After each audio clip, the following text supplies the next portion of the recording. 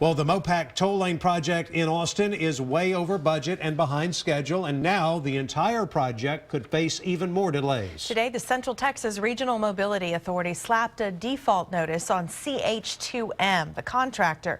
KXAN's David Scott reports they now have up to 60 days to present a new schedule and new construction plan to pick up the pace or lose the job. The Mobility Authority's message to the contractor was simple. Time to step it up, speed it up, or get off the road.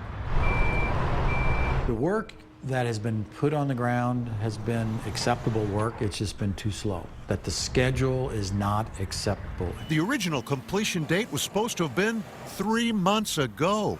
This week, there were half the number of workers out there than in July. The contractor blames underground cables, a soft labor force, hard rock. The authority says they should have thought of that. In Central Texas, if you don't know there's hard rock 1 inch under the ground, then you haven't done your homework. Right now, the project is projected to take another year with a $40 million overrun.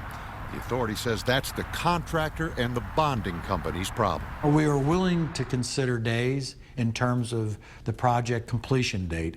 We are not willing to consider additional money without substantiation. Late in the day, there was an hour-long face-to-face over the phone. The bottom line? They understand they need to step up with the right resources, that they need to put the right leadership team together, that it's time to make this happen, and they're willing to do that. We'll see. Everyone agrees it would be best for CH2M to get their act together and stay on this project. Because if they have to be replaced, that'll be months more of delay on a project already way overdue. David Scott, KXAN News. And the Mobility Authority says it decided to put its foot down now because the work is at a point where all 3 lanes are still open in each direction.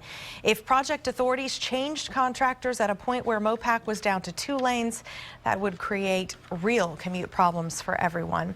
We have all seen local highways get a lot busier in recent years, and Mopac is surely no exception. Each year, planners from the Capital Area Metropolitan Planning Organization, or CAMPO, measure how busy the roads are.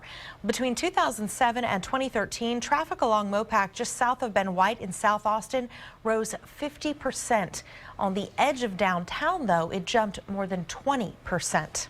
And after starting 2 years ago, the Mopac Improvement Project was originally supposed to be complete this past September. If work gets back on track soon, the toll lanes could start opening in phases by this summer.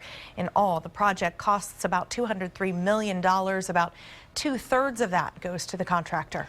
And Texas has a new leader overseeing the state's massive highway system. The Texas Transportation Commission today chose James Bass as TxDOT's new executive director. Bass has been serving as the agency's CFO for the past decade. His new role will begin on January 1st. The move comes at a time when the state is challenged in transportation funding for important highway construction and upgrade projects. Bass's predecessor recently announced his resignation after 2 years on the job, during which time he faced one of TxDOT's biggest challenges in recent history, major problems with the text tag toll billing system.